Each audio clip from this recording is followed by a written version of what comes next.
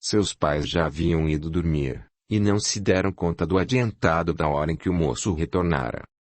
Manuel, ao deitar-se, ficou ainda a rememorar os momentos antes, quando estava com Rosália, e logo veio a imagem de Isabel à sua cabeça.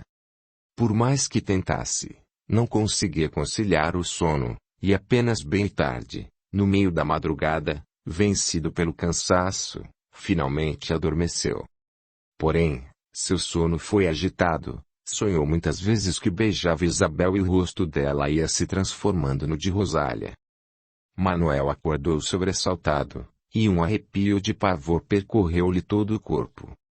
Foi nesse instante que disse em voz alta, como para aplacar os maus pensamentos: "E se Isabel descobrir que eu a traí com Rosália? O que farei? O que direi a ela?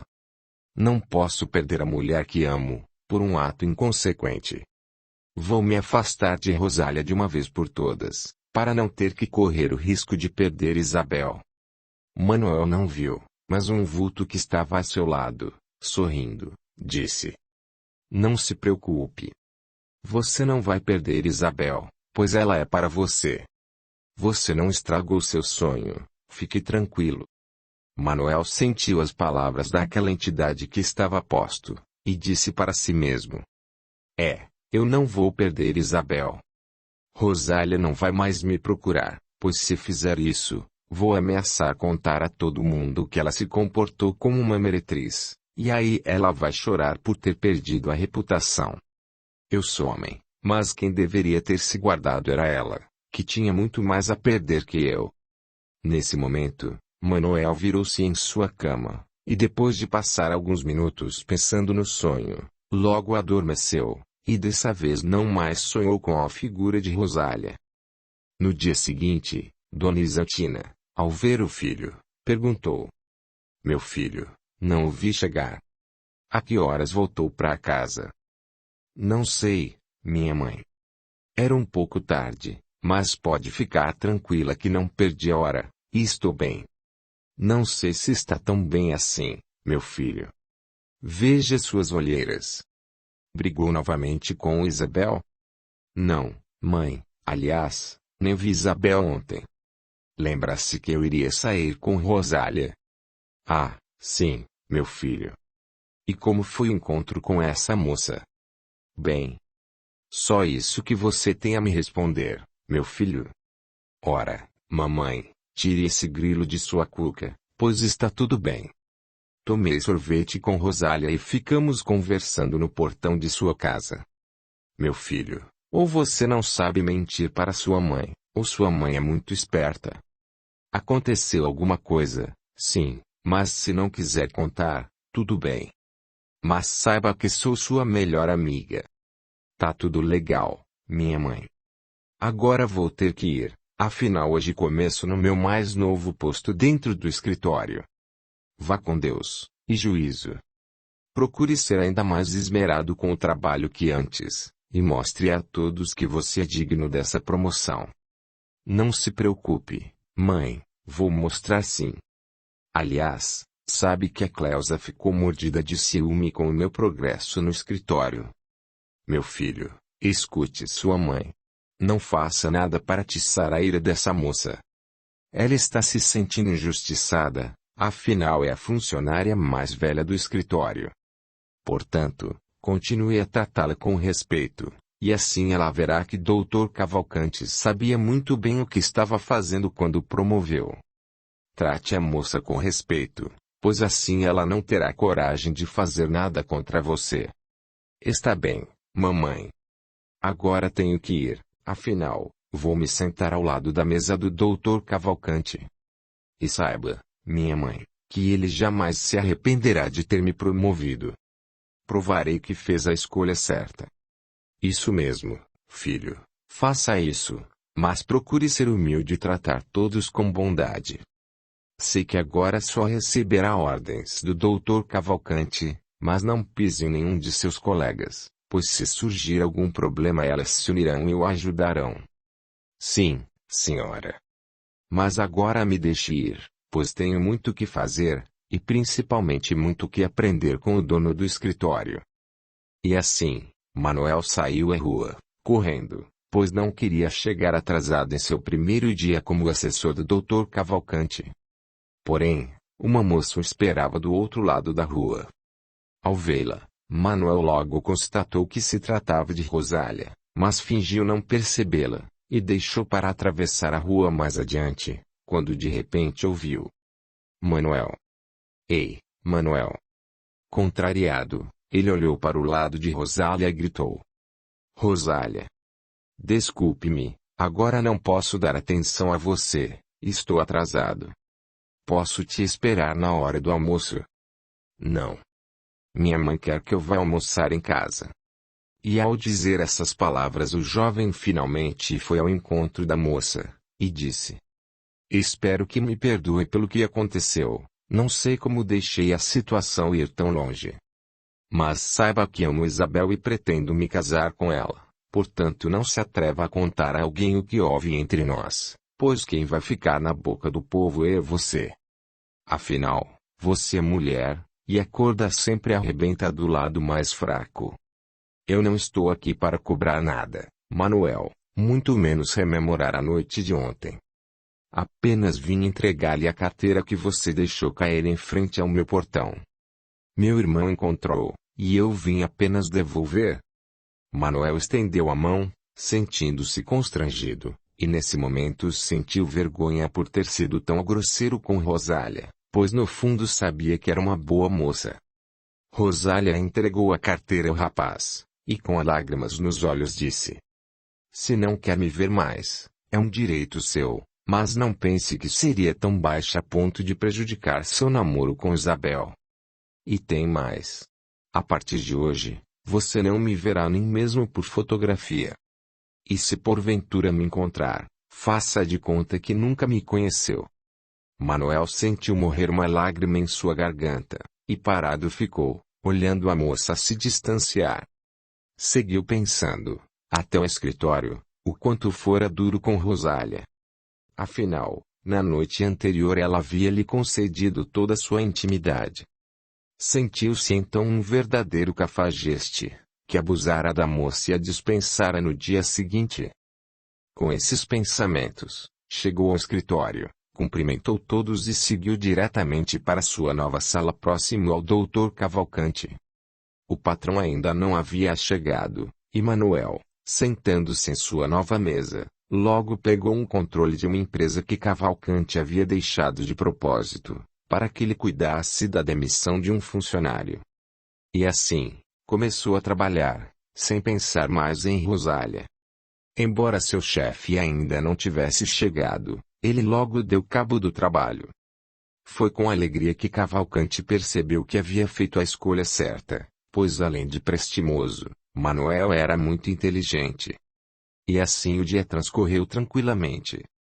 Porém, quando saiu do escritório, os acontecimentos da noite anterior vieram novamente à cabeça de Manuel, mas ele preferiu não pensar mais no assunto, e ficar longe de Rosália teria sido melhor para ele. Chegou em sua casa, tomou banho e, após jantar, foi diretamente para o colégio, tomando cuidado de jamais despertar nenhuma suspeita em ninguém sobre o relacionamento que tivera com Rosália. Capítulo 7. Tragédia. Isabel estava de péssimo humor, pois tudo que sua madrasta fazia para agradá-la irritava, de modo que seu José a chamou para uma conversa. Minha filha, o que está acontecendo com você? Nada, papai. Está, sim, pois Naná faz de tudo para agradá-la, mas você sempre está de mau humor, e a trata com desprezo. O que ela te fez? Papai, prefiro não comentar com o senhor, portanto diga à sua esposa para ficar longe de mim e das minhas coisas. Ela é uma intrometida, isso sim, e o senhor vai ver, com o tempo, como estou com a razão. Olhe aqui, filha, você sabe o quanto eu sofri com a morte de sua mãe, e Naná foi o raio de esperança para um homem que já não sabia mais ter a esperança. Por isso exijo que a trate com respeito. Ora, quem vem me falar sobre respeito? O senhor nunca me respeitou, pois se assim agisse jamais teria se casado com ela, colocando-a no lugar de minha mãe. Eu não coloquei ninguém no lugar de sua mãe. Apenas quis refazer minha vida ao lado de uma mulher honesta e bondosa. Será que para agradá-lhe eu teria que ficar totalmente sozinha? Ah, meu pai, eu não quero tocar nesse assunto com o senhor. Bem, se prefere maltratar Naná, acho melhor você se ajeitar com Manuel e se casar, pois eu não vou viver dividido em minha própria casa. Está bem, pai, se assim que quer, assim será. Isabel, rodando nos calcanhares, deixou o pai plantado no meio da sala. Ao chegar em seu quarto, ela disse para si mesma: é isso aí, vou me casar com Manuel. Acho que já não tenho mais nada a fazer aqui, pois ele fez a escolha dele. Vou me casar com aquele otário e sair dessa casa. E assim, na noite posterior à da conversa que teve com o pai, Isabel encontrou-se com Manuel e lhe disse: Manuel, você me ama? Claro que te amo, meu anjo. Por quê?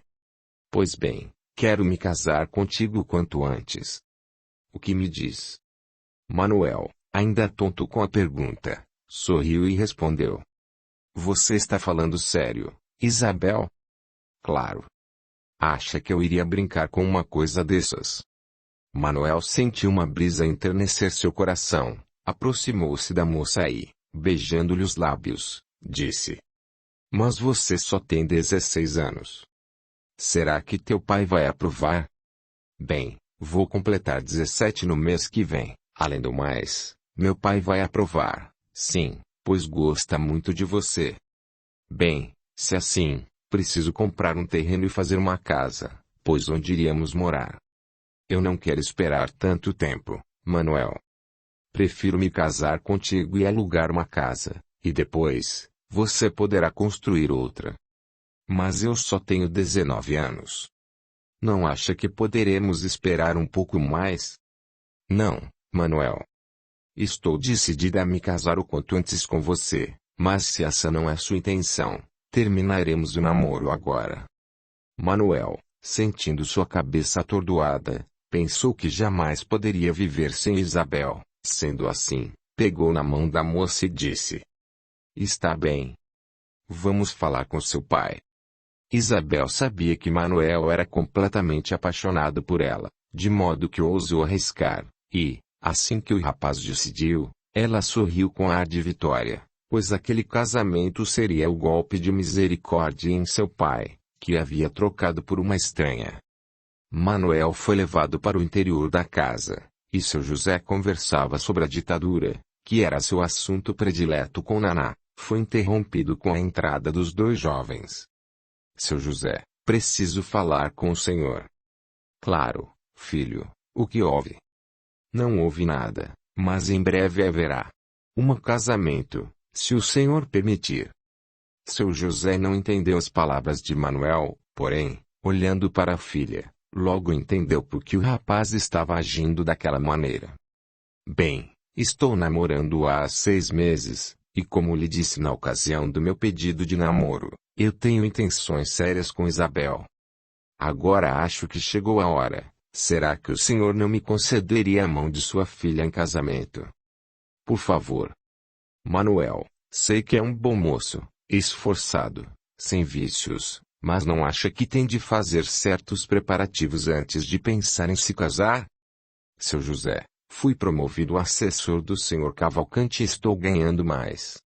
Tenho condições de sustentar uma família, se é o que o está pensando. Meus filhos. Casamento não é assim, vou me casar e pronto. Envolve tantas coisas. Os preparativos dos noivos, do lar, a compra da mobília, enfim, há uma série de coisas que precisam ser vistas e revistas. Papai, nós decidimos nos casar. Não foi o senhor que me mandou ajeitar-me com Manuel? Agora chegou a hora de aceitar os fatos. Nós queremos nos casar, e faremos isso com ou sem sua permissão. Mas minha filha, eu disse aquilo para ver se você melhora com Naná. Eu não a estava expulsando de casa, apenas queria mostrar que nós podemos viver felizes em família. Eu não posso ser feliz sabendo que há outra no lugar de minha mãe. Agora é tarde, Já decidimos que vamos nos casar, e pronto. Manuel olhou assustado para Isabel, pois ela não havia lhe contado nada sobre o ocorrido. Mas uma vez que ele já havia feito o pedido, sabia que não poderia voltar atrás. Seu José, olhando para Naná, que estava sentada na poltrona diante dele, de cabeça baixa, finalmente decidiu. Está bem. Eu concordo com essa loucura, mas saiba que não é do meu agrado, afinal, Isabel é muito jovem para tanta responsabilidade. Fique tranquilo, Senhor José, vou tratá-la como a rainha do lar, e o senhor verá que seremos felizes juntos. Assim espero, meu jovem, disse seu José, sem acreditar em tais palavras. Seu José olhou para Isabel e logo percebeu que ela havia planejado aquela situação. Por um momento, sentiu pena da mocinha, pois conhecia vários casos de moças que se deram mal no casamento apenas para sair de casa. Isabel puxou Manuel para fora da sala, enquanto seu José disse a Dona Naná. Essa menina é teimosa como que vai sofrer muito, pois ela tem a mania de distorcer tudo o que falamos a ela. Dona Naná, que até então se mantivera calada, disse mansamente. A vida ensina. A vida ensina. É isso que me preocupa, eu jamais gostaria de vê-la sofrer, mas se ela prefere assim, comentou seu José, pensando na sorte da filha.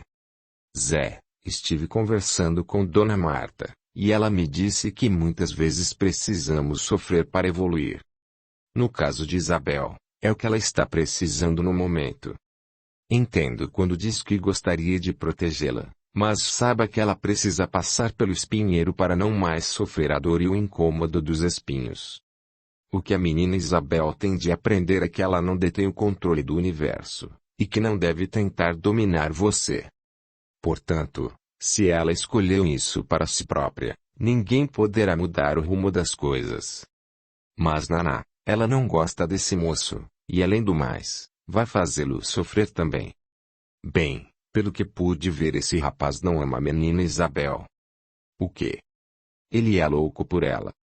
Não, Zé, ele pensa que é. Infelizmente o ser humano se agarra às ilusões da vida para tentar viver melhor. Ele agora está embevecido com a beleza de Isabel, mas com o tempo verá que nunca amou como pensara, e assim descobrirá que talvez tenha deixado ótimas oportunidades passarem pelos vãos dos dedos para aprender sobre amor, e tudo mais. Curioso, Naná, você nunca me falou sobre isso. Mas continue, estou interessado. Sim, Zé. Deus nos deu o livre-arbítrio, e você não pode interferir no dela, portanto a sua obrigação como pai é orientá-la, mas não impor o que você acha que é ou não bom para ela. Se ela está insistindo em se casar com um rapaz do qual sabe muito bem que não gosta, é porque terá muito que aprender com esse casamento. Deus nos dá sempre maneiras de aprendermos. Quando não aprendemos no amor, aprendemos na dor, e talvez essa seja a melhor maneira de a menina Isabel aprender. Como pai, o que você pode fazer é aconselhar, tentar mostrar-lhe o erro que ela está cometendo, e principalmente fazer prece. Naná, eu nunca soube que era religiosa. E não sou. O que estou tentando mostrar a você é o respeito às leis que regem o universo. Os homens mudam suas leis o tempo todo, leis que eram difundidas no passado hoje já caíram em desuso, como, por exemplo, antigamente o homem ou a mulher que cometesse adultério poderia ser punido pela lei, mas hoje em dia isso já se tornou tão comum que se a lei fosse de fato operar, seria necessário prender mais da metade da população brasileira.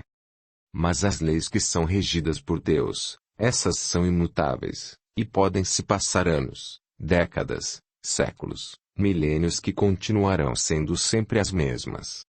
Veja bem, uma lei de Deus que nos acompanha é a lei do trabalho. O que acontece se o homem não trabalhar? Ora, se o homem não trabalhar ele não come, respondeu seu José, interessado. Isso mesmo, se não houver o trabalho, consequentemente não haverá progresso. Outra lei que também rege é a lei de causa e efeito. Nós poderemos causar alguma coisa, mas estejamos cientes de que lá na frente teremos que arcar com as consequências de nossos atos. Dona Naná fez uma pequena pausa, e então prosseguiu. É isso que quero dizer a você. A menina Isabel terá de arcar com as consequências de seus atos, pois apenas assim ela poderá aprender e, sobretudo, ver que o mundo não gira em torno dela. É então que entra a prece, pois acaso não leu que receberá tudo o que pedir em prece? Pois bem, devemos recorrer a Deus em prece não somente a nosso favor, mas também em favor daqueles que amamos como pai, filho, irmão, mãe assim por diante. Mas esse negócio de fazer prece, não acho que seja tão eficaz assim, pois cada vez que rezo é como se eu estivesse falando às paredes, falou José com sinceridade. Bem, aí é que entra um outro ponto interessante. Jesus disse: espere, vou pegar o Evangelho para que você possa entender melhor.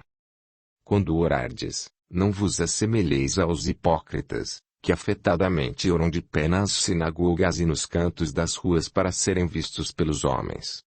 Digo-vos, em verdade, que eles já receberam sua recompensa. Quando quiserdes orar, entra no teu quarto em secreto, e vosso Pai, que vê o que se passa em secreto, vos dará recompensa. Não cuideis de pedir muito a vossas preces, pois não é pela multiplicidade das palavras que serão atendidas, porque vosso Pai sabe do que necessitais. Nova pausa, e ela continuou. Portanto, Zé, muitas pessoas passam horas desfiando o seu terço, mas, na verdade, seu coração está bem longe das palavras que repetem dezenas de vezes. O importante é que, quando oramos, devemos pedir a Deus, assim como um filho pede ao pai, o que realmente necessitamos. E não precisamos dizer aos quatro ventos que acabamos de rezar. Podemos fazer isso em segredo, pois é nesse momento que praticamos a verdadeira religião. Acaso religião não significa religar-se a Deus? É nesse momento que nos ligamos de fato ao nosso Pai Celestial. Quantas vezes os discípulos de Jesus o encontraram em fervorosas preces? Muito bem. Jesus sabia que era nesse momento que ele se sentia mais próximo de Deus. Quanto à eficácia de nossas preces, muito vai depender da confiança que depositamos em Deus. Veja este livro de Marcos, 11, 24. Seja o que for que peçais na prece, crede que obtereis e concedido-vos será o que pedirdes. Naná olhou para José de modo significativo, e prosseguiu. Há quem conteste a eficácia da prece, com base no princípio de que, conhecendo Deus as nossas necessidades, inútil se torna expô-las. Eu acrescento os que assim pensam que, achando-se tudo no universo encadeado por leis eternas, não podem as nossas súplicas mudar os decretos de Deus. Ninguém está condenado ao fatalismo, de modo que Deus pode muito bem ouvir determinadas preces, sem interferir nas suas leis justas universais. Mas para isso, temos como condição importante a fé em Deus, não uma fé cega, que leva o homem ao fanatismo religioso, ou à hipocrisia mas a fé raciocinada que nos leva a pensar em Deus como um Pai amoroso. Portanto, quando fazemos nossas preces, há passos que devemos seguir. Orar a Deus em silêncio, continuou Naná. Sermos atenciosos em nossas palavras, e principalmente no que pedimos. Sermos humildes. E termos fé, para que nossa prece seja ouvida e atendida por Deus. José parecia interessado, o que estimulou Naná. Quando começamos a fazer nossas preces, e estas se mostram repetitivas e sem nenhum conteúdo, devemos parar. Pois isso está apenas fazendo ressoar um eco surdo em nossos ouvidos. Nossas preces devem ser regidas pelo coração, e devemos nos dirigir a Deus como a um Pai amoroso, que zela por nosso bem-estar. E quando pedimos algo em prece e, com o passar do tempo, parece que Deus não nos atendeu, é porque aquela situação ou dificuldade será útil para nossa evolução. Ou talvez aquilo que estejamos pedindo não nos seja tão bom quanto pensamos. José ficou a observar Naná como se a estivesse vendo pela primeira vez, pois ela sempre se mostrara uma pessoa sensata, mas nunca a ponto de fazê-lo pensar que poderia ajudar sua filha, recorrendo a Deus em preces vindas de um coração puro. Naná, não querendo sufocar o marido com tantas informações, disse: Zé, vou dormir. Hoje estou muito cansada, fiz a faxina na cozinha, e agora vejo que já não sou mais tão nova assim. Mas Isabel não te ajudou. Isso não vem ao caso, o importante agora é que estou cansada, e já vou me recolher. Está bem, Naná, vá dormir. Não posso me recolher e deixar Isabel com Manuel até uma hora dessas. Vou esperar que minha filha entre para conversar com ela. Afinal, você tem toda a razão, essa menina é minha responsabilidade. Naná beijou o rosto do marido e foi para seu quarto, enquanto José ficou pensando em tudo que havia conversado com Naná. Nesse momento, sentiu ímpetos de fazer uma prece a Deus, pedindo para que ele conseguisse encontrar uma maneira de fazer a filha recobrar o bom senso. Minutos depois, finalmente Isabel entrou em casa e, ao ver o pai sentado em sua poltrona preferida, perguntou: O que o senhor está fazendo aqui que ainda não foi dormir? Esperava você para uma conversa, afirmou o pai seriamente. Bem, se a respeito de meu casamento, já vou lhe deixando claro que não voltarei atrás, disse Isabel de modo desafiador para o pai. Minha filha, sei bem que você não ama esse rapaz. Você ainda é jovem e não faz ideia do quão difícil é conviver com uma pessoa. Mas a vida se torna pior quando sabemos que não sentimos amor, e quando não amamos, minha filha, não há tolerância para com o outro, e isso traz infelicidade para as duas partes envolvidas. O Senhor tem conhecimento de causa, não é, pai? Pelo que vejo hoje, o Senhor nunca amou minha mãe. Nesse momento, seu José sentiu sua raiva surda de tal modo que gritou: Nunca mais diga isso. Eu sempre amei tua mãe, e também a respeitei, e saiba que esses sentimentos estão guardados em nossos corações. Não é o que parece. Minha mãe nem esfriou e o Senhor já está se divertindo com outra. Diante disso seu José perdeu a cabeça, e começou a esbofetear Isabel. A gritaria era tanta que Naná levantou-se correndo para ver o que estava acontecendo, e se não fosse a boa mulher, José teria batido ainda mais em Isabel. Olhar aqui. Até hoje eu tinha como pai, mas agora te vejo como um monstro, e eu te odeio. Seu José ficou parado, olhando para os olhos de ódio de Isabel, levou a mão ao peito, e desfaleceu em seguida. Naná correu para chamar seu Caetano, pois era o único que possuía automóvel, para levar o pobre homem ao hospital. Contudo, quando chegou ao hospital, o pai de Isabel já estava morto. Isabel ficou em casa, e foi com indiferença que recebeu a notícia da morte do pai, pois ela ainda nutria o mesmo sentimento de horas antes, e tinha um grave defeito. Não conseguia perdoar as ofensas. Dona Naná chegou em casa arrasada, pois, embora fosse casada havia pouco tempo, jamais fora tão feliz ao lado de alguém, como havia sido naqueles meses em que estivera casada com seu José. Foi com afinco que decidiu que iria tocar a venda, pois era a única coisa que seu José havia lhes deixado. Além do mais, trabalho nunca lhe fazia medo. A notícia da morte de seu José logo se espalhou pela cidade, e assim, consternados, muitos amigos foram prestar-lhe a última homenagem. Isabel fingia chorar, ao lado de Manuel, de modo que todos que entravam na sala davam uma olhada no cadáver rígido de seu José, e depois davam os pêsames à jovem órfã. Dona Naná, embora soubesse de tudo o que havia ocorrido, jamais contou a alguém os verdadeiros fatos que, segundo ela, haviam vitimado seu José, e como eram casados, não havia como Isabel mandá-la embora da casa, afinal ela era oficialmente a esposa de seu José, e perante a lei tinha os mesmos direitos que Isabel.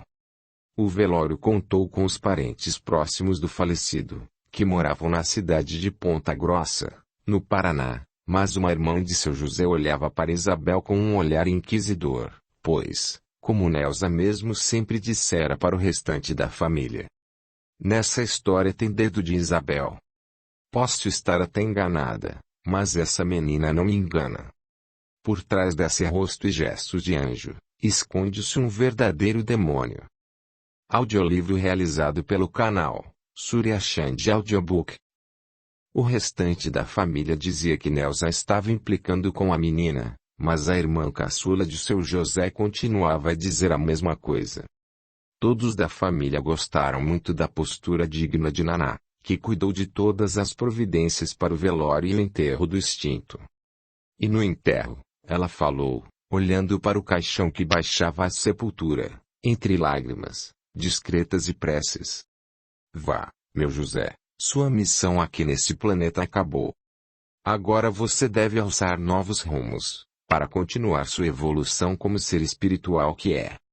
Logo depois do enterro, passados 15 minutos, quando ainda muitos que participaram do cortejo fúnebre ainda andavam entre túmulos, procurando entes queridos e amigos que já haviam partido, Naná, parada diante do buraco onde jazia o corpo de José, olhou para o lado direito e viu a figura de uma bela moça, cuja imagem mais parecia a de uma santa no altar, por tamanha serenidade. A figura disse: Não fique a chorar por ele, Nair. Agora ele está bem, ainda não acordou, mas foi socorrido logo após o desenlace, e levará ainda algum tempo para recobrar a consciência. Naná, observando a moça, logo percebeu que se tratava de um ser espiritual, e, fechando novamente os olhos, baixou a cabeça e fez uma prece em agradecimento. Isabel, logo depois do enterro do pai, foi levada pelos tios e primos até sua casa. Naná recusara veementemente ir junto, alegando que haveria de fazer ainda uma prece em favor do homem que tanto bem lhe havia feito. Ao chegar em casa, conversou com os tios, enquanto Neuza apenas observava a sobrinha. Não foi difícil descobrir que ela não havia sentido nem um pouco o passamento de seu pai. Isabel pegou fotografias de quando era criança, e outras dos pais juntos, mas em sua expressão havia certo ar de quem se livrara de um problema.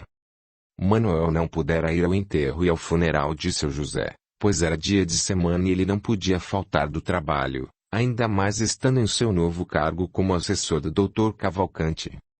Foi Doralice quem fez o café, pois o que havia sido feito fora consumido por aqueles que haviam participado do velório. Ibrahim, o irmão mais velho de seu José, e Isaac, choravam a plenos pulmões o passamento de seu irmão mais jovem. As irmãs, Doralice, Dalva e Ângela, estavam penalizadas em ver a sobrinha tão jovem, órfã de pai e mãe, de modo que lhe fizeram o convite. Isabel, o que acha de passar uns tempos conosco no Paraná? A moça, olhando aturdida, raciocinou depressa, e respondeu: Obrigada pelo convite. Mas acho que meu lugar agora é com minha madrasta, e além do mais, pretendo me casar o mais rápido possível.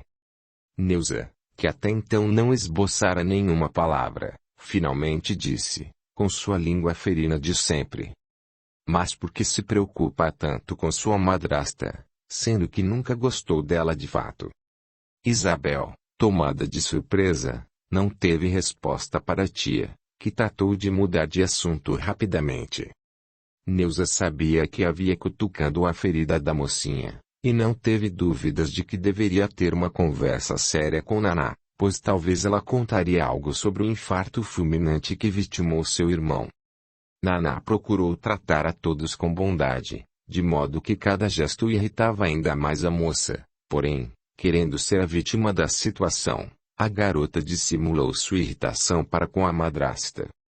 Todos os irmãos de José simpatizaram com Naná, e foi com pesar que Ibrahim se pronunciou. Recebi uma carta de José no mês passado, e ele afirmou estar muito feliz em seu matrimônio com a senhora, Dona Naná. Realmente, senhor Ibrahim, José e eu nos dávamos muito bem, e o que sempre imperou entre nós foi o respeito mútuo, de modo que depois dele não haverá mais ninguém que o substitua em meu coração. Imagino o que vem sentindo, minha cunhada, mas saiba que se algum dia mudar de ideia a respeito de casamento, nós a apoiaremos plenamente. Isabel ouviu aquele comentário com uma fúria que já não estava conseguindo disfarçar, e com medo que descobrissem que, na realidade, ela odiava a madrasta, disse: Me dê licença, meus tios, mas estou sentindo uma dor de cabeça terrível. Acho que vou me deitar um pouco. Afinal, desde que papai foi levado ao hospital eu não consegui dormir. Naná ouviu aquela vã mentira entre surpresa e atônita, pois jamais pensara que a enteada fosse tão dissimulada, pois quando ela chegou a casa para avisar sobre o falecimento de seu pai, a menina dormia de maneira tranquila. Mas mesmo assim preferiu nada dizer, pois sabia que se dissesse algo para alguém da família, a moça a chamaria de mentirosa na frente de todos os irmãos do marido. Mas e agora, Nair, o que pretende fazer com a venda de meu irmão? Perguntou Ibrahim. Bem, vou tocar a venda, pois tenho certeza que se José estivesse nos vendo ele não iria gostar que fechássemos o estabelecimento que para ela era sua vida. Mas, minha cunhada, talvez não tenha ideia do que é tocar uma venda. É um lugar onde se vendem mantimentos, mas também há os que gostam de beber, e acho que não seria um bom trabalho para você. Me desculpe pelo que vou lhe dizer, começou Naná educadamente. Uma mulher pode realizar os mesmos trabalhos que um homem realiza. Para isso ela precisará usar de bom senso, para que não seja assediada por engraçadinhos. A mulher que sabe se colocar em seu lugar poderá entrar e sair de uma situação, e o mais importante, a mulher pode não ter a força física de um homem, mas é tão ou mais inteligente que determinados homens. O que uma mulher precisa para tocar um negócio como esse é impor respeito. Portanto, não creio mais que a mulher seja sexo frágil, que tem de ficar em casa cuidando da casa e do bom andamento da família. A mulher pode trabalhar, educar os filhos, cuidar da casa e ainda arranjar um tempo para se arrumar. Neuza, ao ouvir as palavras de Naná, sorriu e disse: Bravos! Até que enfim alguém que pensa como eu. Faço minhas as suas palavras, minha boa Naná. Por favor, dona Neuza, eu não estou fazendo discurso feminista, muito pelo contrário. Só quero mostrar o que realmente penso. E tem mais, acredito piamente que poderei dar conta do recado. Tudo bem, disse Ibrahim, um tanto desconcertado. A única coisa que quero é trabalhar para amenizar a dor que estou carregando dentro do peito. Sei que vivi pouco tempo com José, mas saiba que ele foi a melhor pessoa que poderia ter cruzado o meu caminho. Neuza ficou a observar a mulher, e pôde sentir a sinceridade em suas palavras. Já fazia 2 horas que Isabel estava trancada em seu quarto, quando pensou em seu pai e remexeu-se na cama, indagando a si mesma. Meu Deus, se eu não tivesse insultado tanto meu pai, será que ele teria morrido? Sou eu a assassina de meu pai? Por favor, meu Deus, me ajude a esquecer esse lastimável fato, que vai pesar em minha consciência pelo resto de meus dias. E assim, depois de muito pensar, finalmente Isabel adormeceu, e seu sono foi agitado, fazendo com que ela remexesse cada vez mais na cama. Capítulo 8. Revelações que chocam. Neuza, depois que ouviu as palavras de Naná, não teve dúvidas de que ela era uma boa mulher, e depois de tomarem o café, enquanto uns conversavam na sala e outros iam para os quartos a fim de descansar um pouco, finalmente Neuza tomou coragem e foi ter com Naná, que estava lá fora, apanhando limão para a salada do jantar. Neuza observou a simplicidade da mulher e cautelosamente perguntou: Meu irmão costumava se queixar de dores no peito? Não, respondeu Naná, sem desviar os olhos do limoeiro. Mas então, como se explica esse ataque fulminante do coração? Bem, ele passou por certo desgosto, e em seguida teve um infarto que o vitimou, respondeu Naná, sem pensar que poderia comprometer Isabel perante os parentes. Mas o que houve para meu irmão perder o controle de si? Não houve nada, ele sempre se preocupava demais com as coisas. Dona Naná, conheço bem do temperamento de meu irmão, afinal crescemos juntos e sei que ele jamais iria perder o controle se algo muito sério não tivesse acontecido. Naná refletiu por alguns instantes, mas depois, pensando na verdade dos fatos, resolveu contar toda a história para Nelsa. A irmã caçula de seu José ficou estupefata. Eu sabia que Isabel tinha alguma coisa a ver com isso, pois essa menina sempre foi um demônio. Ele nunca quis aceitar que estava criando uma cobra dentro de casa, falou Nelsa com amargura na voz. Discordo da senhora, dona Nelsa. Isabel não é um demônio, ela apenas não aprendeu determinadas lições que a vida quer lhe ensinar. Concordo que ela seja mimada e caprichosa, mas tenho certeza que ela está sofrendo com o passamento do pai. A senhora diz isso porque não a conhece. Ela é maldosa, e isso se pode notar em seu olhar. Certa vez, quando eu estava na casa de José, para tratamento médico, chegou um mendigo e pediu algo para comer. Marisa era uma excelente pessoa, se me permite dizer. Isabel, observando que a perna do pobre homem tinha uma ferida horrível, pegou pimenta e sal, colocou em um vidrinho de remédio e, enquanto o homem comia, despejou o líquido na ferida do pobre homem. Em desespero, o infeliz lançou o prato de comida e ficou a gritar, enquanto Isabel gargalhava do mal feito. Marisa, sua mãe, correu atrás do homem, que contou o que havia acontecido. A mãe dessa peste cuidou do homem até que ele ficasse finalmente bom, e quem odiou e ficou a tramar contra o pobre homem foi Isabel. Claro que a mãe fez isso para lhe dar uma lição, mas na verdade deveria lhe dar uma surra de quebrar os ossos. Naná escutou a história, e não pôde deixar de comentar que a menina era terrível mesmo. E sendo assim, a tia perguntou. Mas conte-me, e o namorado dessa menina, quem é? Ah, Manuel é um rapaz bom que só vendo. Todos gostam dele, pelo que fiquei sabendo, ele nunca se alterou com os pais, e no dia em que certo rapaz o agrediu aqui na venda, ele, sem revidar, disse que o outro estava bêbado, e assim que sua mãe chegou, obedeceu em tudo. É sempre assim. Sempre acontecem essas uniões díspares, um presta e outro não presta. Mas diga-me, será que esse moço não percebe que tipo de pessoa é Isabel? Bem, para ele a menina Isabel não tem defeitos, o mundo é que age de forma errada para com ela. Enquanto houver idiotas no mundo, mais o número de gente mau caráter crescerá, disse Neuza, com rancor. Será que a senhora não está sendo dura demais com a menina Isabel, dona Neuza? Dura? Não viu o que essa peste fez com o próprio pai? Naná, vou lhe dizer uma coisa. Essa menina não presta. Pode enganar a todos com seu jeitinho de anjo, mas não a mim.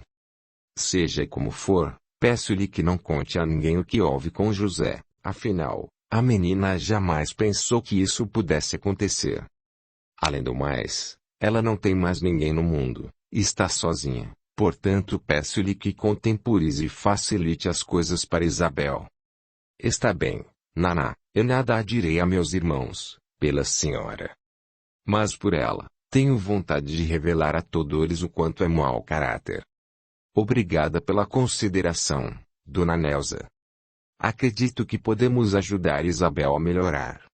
Se Deus dá chance a todos de se recuperarem, por que nós não podemos fazer o mesmo? Já imaginou se Deus agisse implacavelmente conosco? Não ficaria um só homem de pé na face da terra. Nesse ponto você tem razão, dona Naná. Nada contarei, mas confesso que jamais gostei dessa minha sobrinha, e depois do que fiquei sabendo jamais gostarei. Dona Naná muda o rumo da conversa, dizendo que a venda tinha alguns fregueses com as contas em atraso, e que precisaria do pulso forte dos cunhados para tomar conta nos primeiros dias. Neuza informou que Ibrahim era o único que podia ficar, pois ele estava de benefício do INPS, e teria tempo para ajudá-la. Assim, Os irmãos de José ficaram somente 2 dias e logo foram embora. Neuza se afeiçoara de coração a Naná, de modo que nada disse aos irmãos sobre o que de fato havia acontecido na noite fatídica do infarto de seu José. 3 dias depois do tristíssimo e súbito falecimento do pai, Isabel, assim que se levantou pela manhã, olhou para Naná e disse em tom seco e rude: "Bem, a senhora não tem mais nada a fazer aqui, portanto peço que vá embora. Afinal, a senhora não é da família. Foi um casamento infeliz de meu pai. Portanto, saia dessa casa ainda hoje." Naná não acreditava no que estava ouvindo, e quase sem voz, respondeu: "Vejo que você não tem noção da vida, não é, menina? Como pode me mandar embora de minha própria casa?" "Da sua casa, não. Essa casa foi de meu pai, e agora é minha. Estou sendo bondosa com você, pois poderia te colocar fora daqui a pontapés." Foi nesse instante que entrou Ibrahim, e não pôde deixar de ouvir a conversa. Sem perceber, ele tomou a defesa de Naná. "Não posso crer que você esteja dizendo isso à sua madrasta." Isabel, Dona Naná foi esposa legítima de seu pai, de modo que ela, quando assinou perante o juiz de paz, passou a ter os mesmos direitos que você. Essa casa vai entrar em inventário, e se Dona Naná não quiser vender, você terá sérios problemas para requerer a sua parte. Somente depois do inventário é que vocês poderão vender, portanto aceite o fato de que Dona Naná é tão dona dessa casa quanto você, e deixe de criar caso. Mas como isso pode ser? Meu pai comprou essa casa com o dinheiro da venda da outra casa que minha mãe ajudou a construir. Eu jamais permitirei isso. Minha sobrinha, não há o que contestar. Quando seu pai comprou essa casa ele era viúvo, de modo que depois do casamento Dona Naná passou a ter os mesmos direitos de sua mãe, pois pelo que sei, eles se casaram em plena comunhão de bens. Então, tudo que é de seu pai passa a ser de Dona Naná também. Isabel, olhando de soslaio para Naná, disse em tom ameaçador: "Bem, já que essa é a lei, vou respeitar, mas isso não impede que eu faça da vida dessa mulher um verdadeiro inferno." "Não posso crer que esteja ouvindo isso de você, Isabel. Pois devemos agir com bondade, para ganharmos a salvação que Jesus prometeu", disse Ibrahim. "Eu não quero saber de ficar a ouvir baleilas. O problema é que eu não vou tolerar essa mulher aqui. Se ela não quiser sofrer, acho melhor sair por bem." Ibrahim ficou observando a sobrinha, e pela primeira vez concordou com sua irmã Neuza. A moça tinha mesmo um coração endurecido. E assim, continuou: "Olha aqui, Isabel, saiba que José era meu irmão querido, e como tal devo-lhe obrigações, portanto, não vou permitir que faça nada de mal a Dona Naná, e se você arranjar confusão se verá comigo." Isabel nesse momento percebeu que não poderia mostrar realmente o que pensava, pois precisaria angariar a simpatia de todos os tios. Assim, pediu desculpas falsas a Dona Naná e foi para seu quarto. Uma vez em seu quarto, a moça começou a pensar: "Tenho de arranjar uma forma de mostrar aos meus tios que essa mulher é uma cobra, mas para isso precisarei de paciência." Jogou-se na cama e ficou olhando para o teto, sentindo seu ódio pela madrasta aumentar. Dona Naná, depois que Isabel retirou-se, olhando para o cunhado com os olhos rasos d'água, disse: "Sabe, seu Ibrahim, acho melhor eu ir embora, pois a menina Isabel me odeia, e penso que nossa convivência será difícil dentro dessa casa." "De maneira alguma, Naná. Você não pode sair da casa só para satisfazer os caprichos de uma menina mal criada. Ela vai ter que aceitá-la. E eu estou do seu lado. Essa menina, se continuar assim, vai sofrer muito." "Também acho, seu Ibrahim, mas o que poderei fazer? Já tentei ser amiga dela muitas vezes, mas ela não me permite chegar perto de maneira alguma." "Não tente mais. Ficarei aqui o tempo que for necessário, e não permitirei que ela afronte." Obrigada, meu cunhado, não saberei cuidar dessa situação. E a partir desse dia, Ibrahim começou a ver quem realmente era Isabel, e quando conheceu Manuel, sentiu pena do rapaz. Capítulo 9. Pobres motivos de um coração iludido. Manuel começou a ver determinadas mudanças em Isabel. Ela já não era tão agressiva, e sempre que ele não a procurava, ela o fazia, indo muitas vezes ao escritório onde ele trabalhava. E, com isso, o rapaz começou a dizer a todos que iria se casar o mais rápido possível, e não foi difícil se deixar levar pela ilusão de que ela o amava.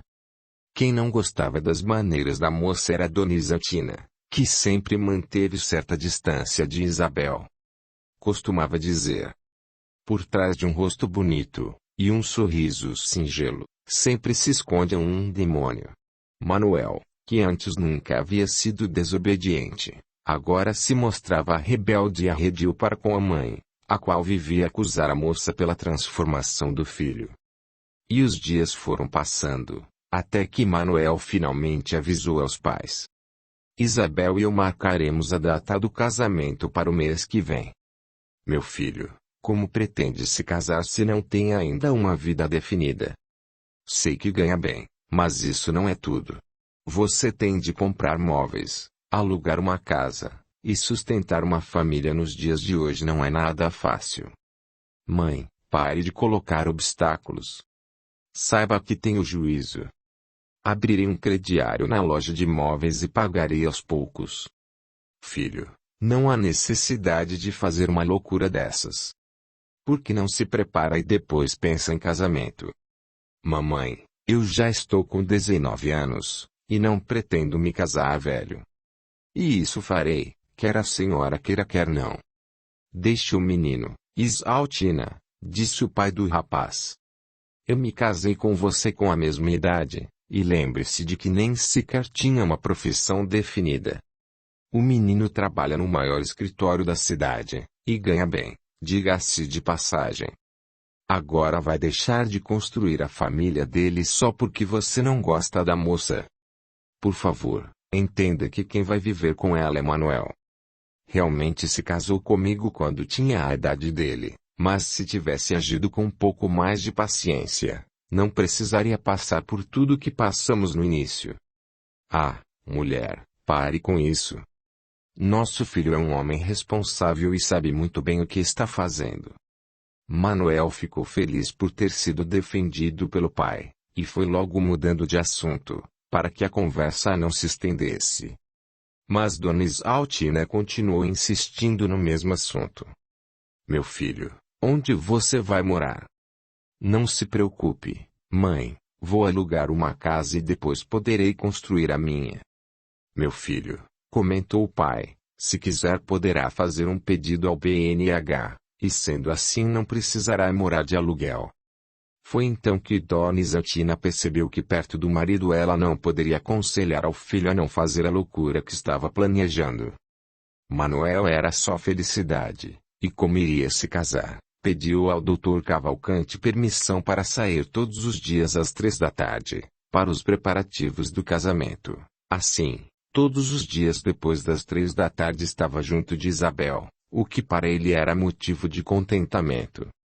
Embora Manuel estivesse todo animado com o casamento, Isabel concordava com tudo, como se não se importasse com nada do que estava acontecendo. Isabel ficava a culpar o pai pelo desfecho de sua história com Manuel, pois sabia veementemente que não o amava e que continuava com aquela história para sair de casa e não ser obrigada a ver Dona Naná todos os dias. Manuel estava feliz por estar prestes a se casar com Isabel, pois se lembrava do quão difícil fora começar a namorar a moça. Se Manuel estava feliz, Isabel não estava nada satisfeita com aquela situação, pois sabia que não amava Manuel, e iria deixar a casa para Naná, a causadora de toda a desgraça para seu pai. Manuel estava conversando com Humberto, na hora do café sobre seu casamento, quando Oscar, que chegara à pequena copa, pegou a conversa pelo meio e com um sorriso sarcástico disse: Então pretende se casar, Manuel? Sim, Hoje marcaremos a data. Mas por que tanta pressa?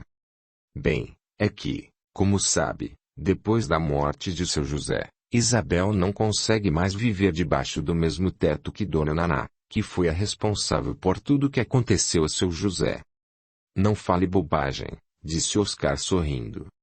Acho que você não sabe um terço da missa. O que está querendo dizer com isso, Oscar? Bem, como sabe, minha mãe é muito amiga de Dona Naná, e ela contou toda a verdade para minha mãe. E como estava em meu quarto, ouvi tudo. Que verdade? Perguntou Manuel, com descrença na voz. Que a causa do infarte em seu José foi a própria Isabel. O pai dela estava aconselhando-a a não se casar com você, pois, como ele mesmo disse, se um casamento com amor já não é fácil, imagine um casamento sem esse ingrediente tão importante. Aumentou Oscar para ferir Manuel. Mas Isabel me ama, aliás, muito mais do que eu a amo. Mas não foi isso que escutei, retrucou maldosamente Oscar. E começou então a falar sobre Dona Naná e seu José, revelando tudo o que ouvira Naná contar à sua mãe. Manuel ficou irado, e, não contendo a indignação, começou a alterar a voz. Oscar, o que você quer, inventando mentiras deslavadas como essa? Eu não estou inventando nada. E vou lhe dizer uma coisa. Não tenho motivos para inventar conversas, e acho que essa moça está te usando somente para sair de casa. Onde está o Manuel de outros tempos? Aquele rapaz forte e determinado? Pelo que vi, perdeu tudo, até mesmo a vergonha na cara, por causa de uma sirigaita feito Isabel. Ela não te ama, e Dona Naná disse que tem pena de você. Não acredito nisso, disse Manuel, tentando se livrar do veneno de seu colega de trabalho. Conheço Dona Naná desde criança, e posso lhe garantir que ela não é mulher de ficar inventando conversa. Se ela disse que isso aconteceu, é porque aconteceu mesmo. Manuel, que até então estava animado em falar sobre o seu casamento, preferiu mudar de assunto, e em seguida a voltar para a sala do chefe. Afinal, tinha muito trabalho a fazer. No fim do expediente, ele não deixava de pensar em tudo o que Oscar lhe havia dito. Decidiu que se tudo que Oscar contara fosse verdade, não se casaria com Isabel, afinal, acreditava piamente nos dizeres de sua mãe. Uma boa filha, boa esposa será. E não poderia comprometer seu futuro com uma moça que se mostrara irascível até mesmo com aquele que sempre lhe dera amor. Manuel chegou quieto em casa, era quarta-feira, e ele respeitava as ordens de seu José fielmente, de namorar apenas 3 vezes por semana. Assim que chegou, informou a mãe que não iria ao colégio naquela noite, pois precisava falar com Isabel. Não estou gostando nada disso. Você falta ao colégio todas as quartas-feiras. Por que não muda esse dia para uma tarde num final de semana? Mamãe, já acho pouco namorar 3 vezes por semana, não aguentaria ficar sem ver Isabel também durante a semana. Meu filho. Hoje você pensa assim, mas só conhecemos as pessoas quando convivemos com elas. Escute tua mãe. Você não vai ser feliz ao lado dessa moça. Não acha que está passando muito tempo ao lado dela? Veja bem, com a desculpa para os preparativos para o casamento você se vêem todos os dias. Chega, mamãe. Eu não aguento mais a senhora vir falar de Isabel para mim. Saiba que ela será uma boa esposa, e com o passar do tempo a senhora terá vergonha de tudo que vem dizendo dela.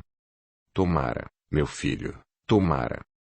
Manuel saiu nervoso, enquanto Dona Isaltina sentia seu coração oprimir-se cada vez que pensava no futuro do filho ao lado de Isabel.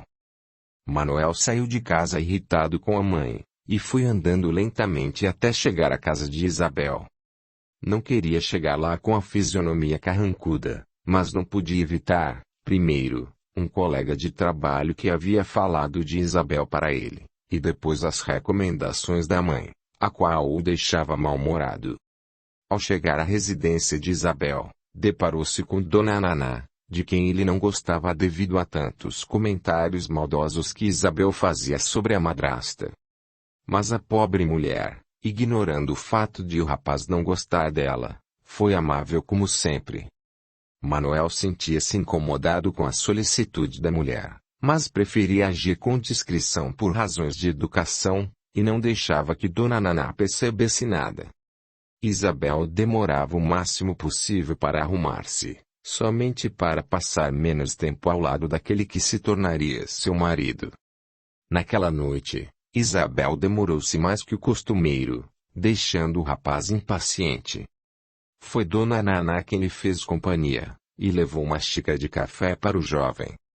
Fez tudo o que estava a seu alcance para que ele se sentisse à vontade. A mulher tentou puxar conversa de todas as maneiras, mas Manuel, sem ter nenhuma simpatia por ela, ficou preso em seu mutismo, apenas respondendo às perguntas que lhe eram feitas. Depois de meia hora, Isabel apareceu. Usava calça jeans e blusa tomara aqui e caia amarela. Assim que o moço colocou os olhos nela, toda a sua impaciência acabou-se como num passe de mágica. Isabel não conseguia esconder a insatisfação em vê-lo, e, se aproximando, disse: "Demorei?" "Um pouco", respondeu o rapaz.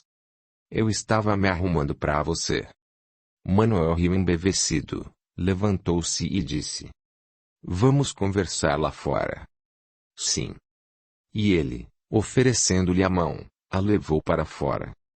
Uma vez que os dois estavam sentados num banco que ficava na calçada da casa, ele finalmente disse: "Isabel, acho que não vai dar para esperar muito tempo, quero me casar logo com você."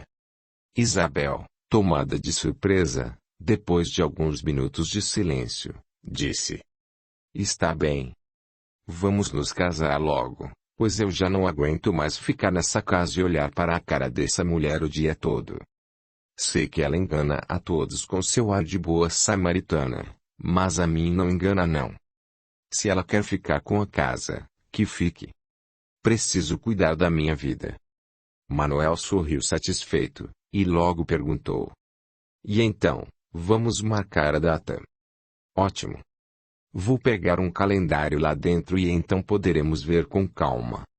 Em pouco tempo, a moça saiu em direção ao interior da casa e somente depois de alguns minutos reapareceu, com um calendário. Manuel olhava para a moça, e não acreditava que estava vivendo aquele momento, que acreditava ser o mais bonito de sua vida. Isabel, sentando-se novamente ao lado do rapaz, entregou-lhe o calendário, e ficou esperando que ele marcasse a data. Manuel pegou o calendário e começou a ver a data para dali alguns meses. Finalmente observou uma data que lhe chamou a atenção, dia 3 de novembro, e cairia num sábado, perto do aniversário de Isabel. "O que acha de nos casarmos no dia 3 de novembro? Mas eu não tenho enxoval, e ainda não estou recebendo a pensão de meu pai." "Não se preocupe com isso", disse o rapaz, "eu lhe darei o dinheiro para comprar todo o enxoval, agora estou ganhando muito bem." "Mas onde iremos morar?" "Bem, a princípio teremos de morar em uma casa de aluguel, mas assim que tudo isso passar, compraremos um terreno e finalmente poderemos construir nossa casa." "Tudo bem. Mas saiba que eu não vou trabalhar para te ajudar. Nunca trabalhei em minha vida. Pense bem se você vai conseguir arcar com todas as despesas da casa." Meu pai vivia reclamando que tudo estava pela hora da morte. "Não se preocupe. Eu também não quero que trabalhe, sou suficientemente inteligente para me manter." "Está bem, nos casaremos na data marcada. Mas tem outra coisa, eu não quero festa. Afinal, por que deveríamos nos sacrificar para dar comida a um bando de mortos de fome?" "Mas Isabel, minha mãe vai querer fazer festa, ela sempre sonhou isso para mim." "Mas quem vai se casar sou eu ou ela? Eu não quero festa e pronto. O casamento da sua mãe já se deu há mais de 20 anos. Manuel, não querendo contrariar a moça, aqueceu com a cabeça, e procurou não tocar mais no assunto. E Isabel perguntou: "Manuel, como você sabe, Para alugar um imóvel é necessária a assinatura de um fiador. A quem você vai pedir? Manuel, demonstrando tranquilidade, disse.